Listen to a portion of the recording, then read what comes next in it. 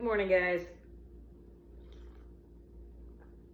So I had a follower on Instagram raise a really good question because I had a post that I designed yesterday, and it was about eating alone, being an empath, weight gain, not feeling safe, being stressed out.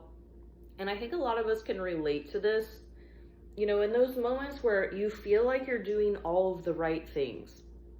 Okay, but maybe we're missing out like on our lifestyle, external influences, our environment. Like we always think that weight gain is due to the food we're eating, or maybe we're just like not trying hard enough, you know, things like that.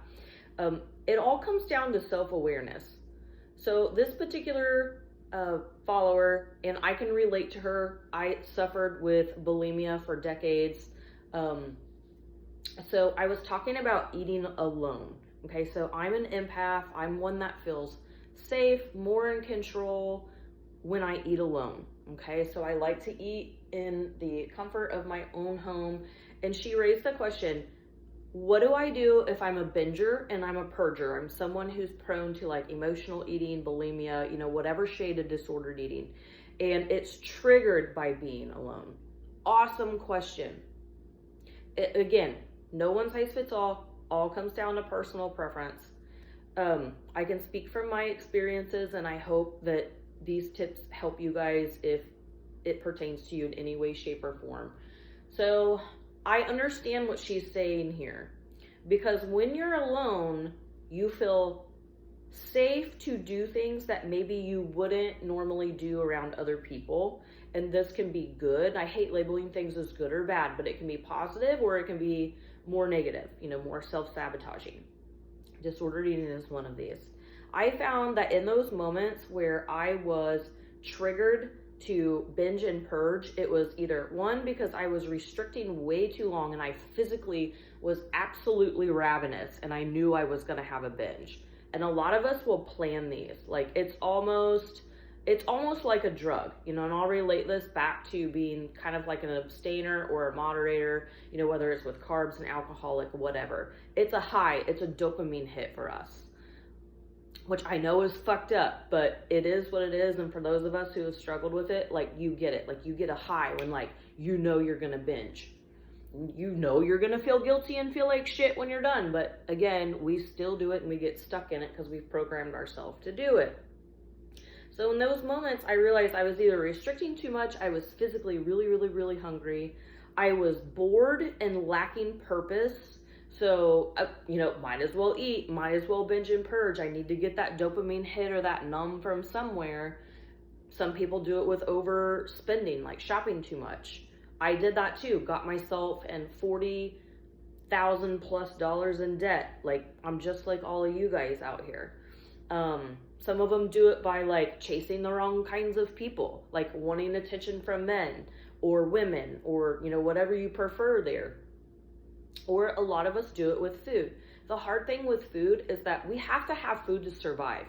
We have to. It's not like a drug that we can just like throw aside, or like a bad habit that we physically don't need to survive. We have to have food.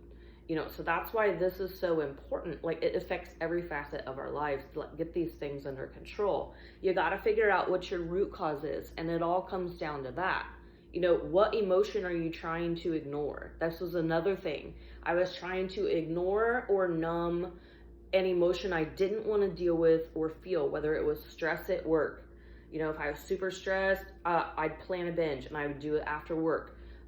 When I was alone in my car or alone. So if that is a trigger for you and you feel that urge coming on, and it being alone makes the barrier of entry to do that kind of behavior, like binging and purging, or, you know, whatever form you choose, then you need to figure out a way to redirect. One, understand why you're doing it. Are you ignoring emotion?